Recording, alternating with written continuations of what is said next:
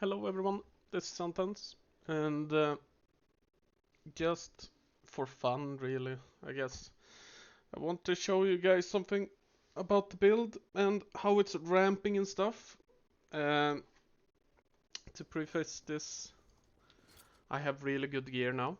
We'll talk about the gear in a bit, but um, but we are ramping, and I feel like I wanted to show you a quick Abberoth kill just to make a point really.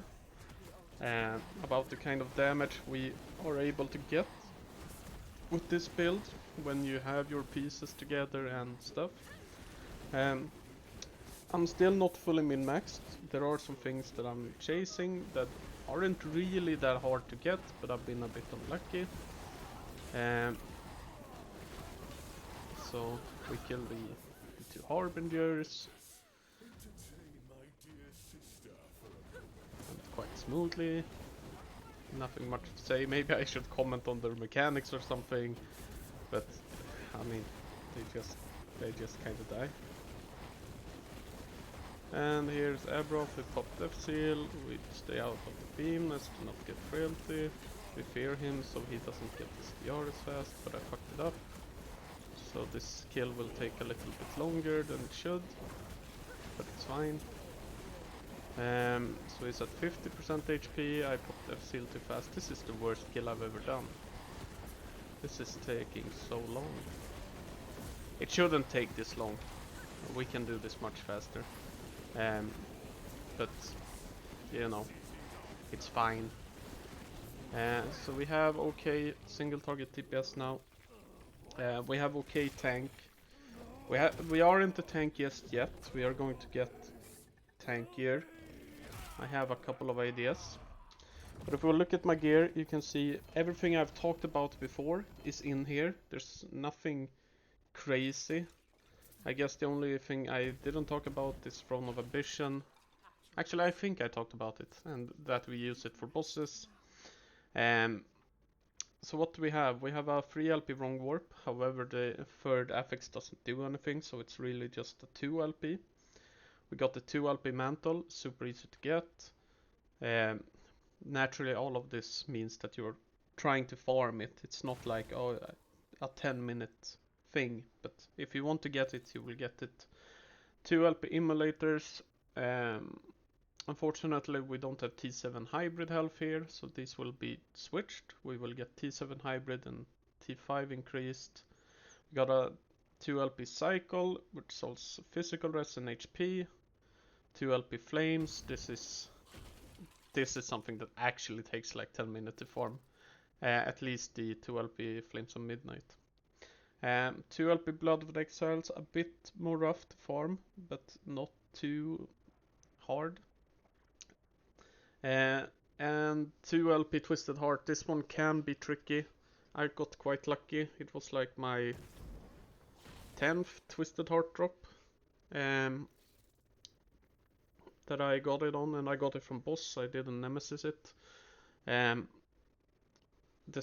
rolls on it are quite shit, so I'm going to divine it to make it a bit better, because we can get 4% more increased health here. Crystal Skull, this is pretty bad. Or pretty bad, it's fine. We didn't get the set catalyst sealed, so we are losing like 10% damage here or something.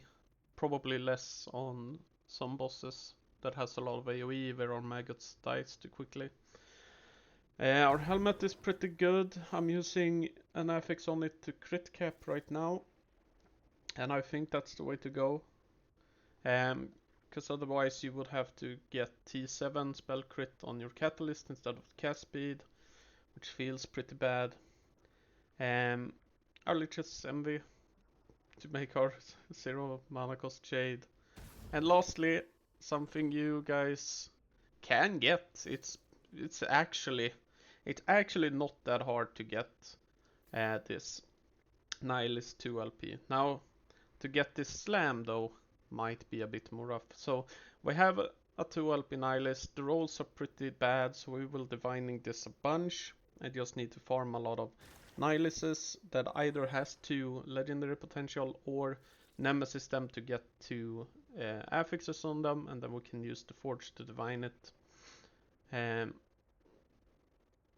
For our idols, they suck. This is a 4% increased health. With this is bad. Here 9% increased health, good.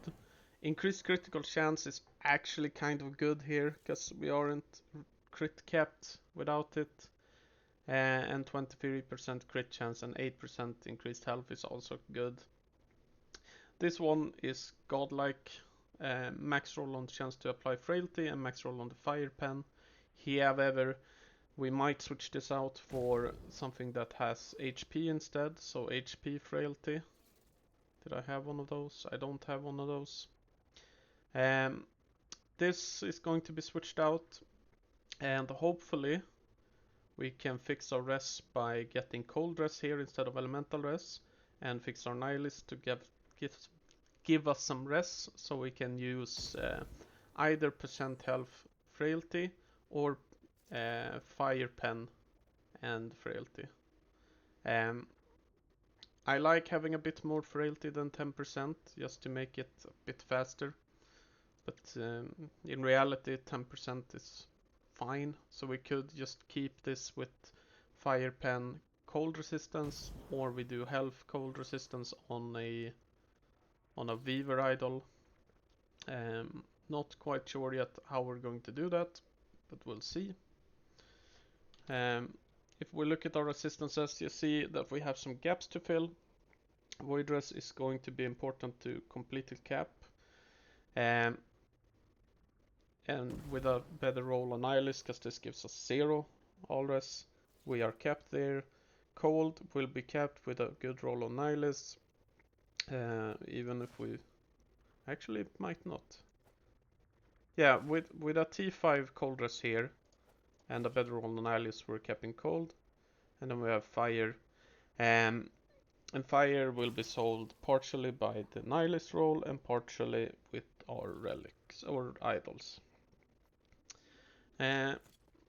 Just for fun, let's do another run. It's a bit annoying because it takes a bit of time because of all the lore like stuff, the RP stuff, you know. So what we do, we ramp, we see our stacks. I would like either a bit more cast speed or more ignite duration on idols, so we can get a bit more stacks.